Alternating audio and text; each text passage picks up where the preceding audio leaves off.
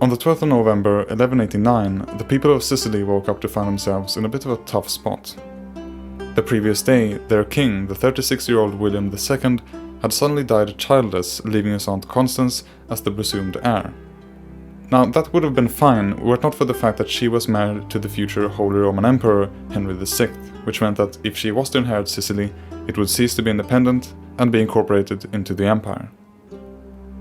This was not ideal, and soon an intense hunt for a different candidate which could prevent this arrangement began. Eventually, the influential Matthew of Agello had managed to defame or outmaneuver a number of claimants in favor of his candidate, a man called Tancred.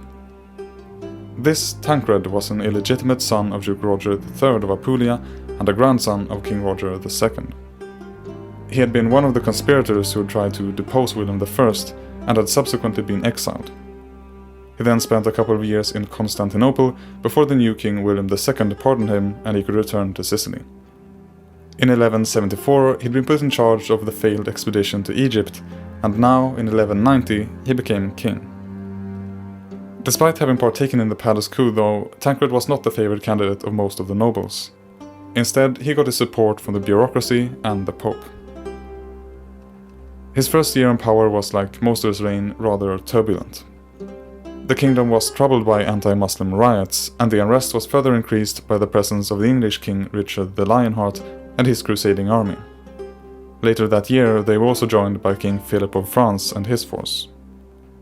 Soon, the Crusaders started putting pressure on Tancred, demanding the release of Richard's sister, Joan, wife of the previous king, William II. She had been imprisoned by Tancred the previous year for vocal support of Constance. They then continued by demanding that Tancred fulfill the financial commitments made by his predecessor to the crusade. Both demands were refused. This prompted Richard the Lionheart to seize the monastery and the castle of La Bagnara in retaliation. By now, the locals were starting to lose their patience with these foreigners, and the city of Messina revolted, demanding that they leave the island. This didn't have the wanted effect though, as Richard responded by looting and burning the city and then established his base there to stay over the winter.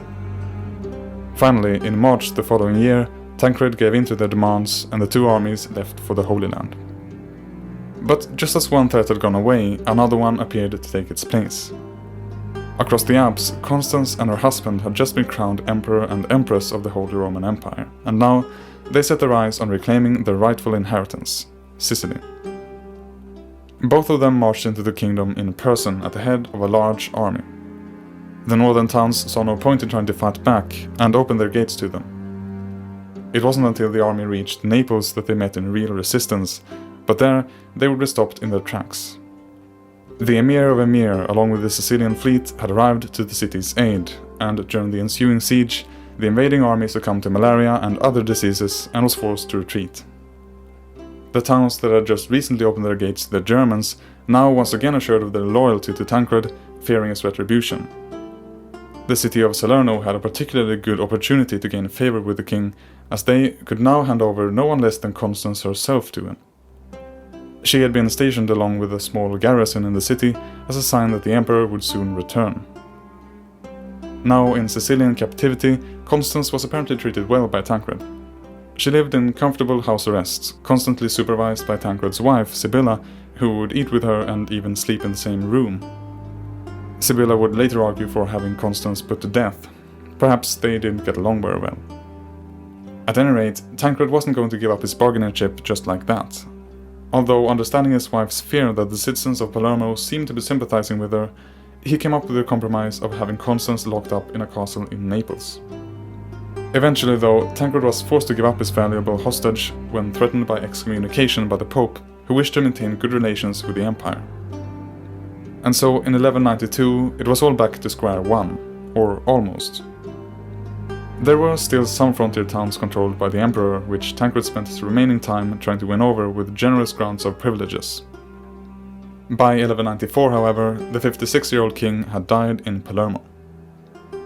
His son and co-ruler Roger III having passed away just 2 months before him, Tancred's widow Sibylla now arranged the regency for their younger son William III. But by now, the long-awaited invasion by Constance and Emperor Henry VI was arriving.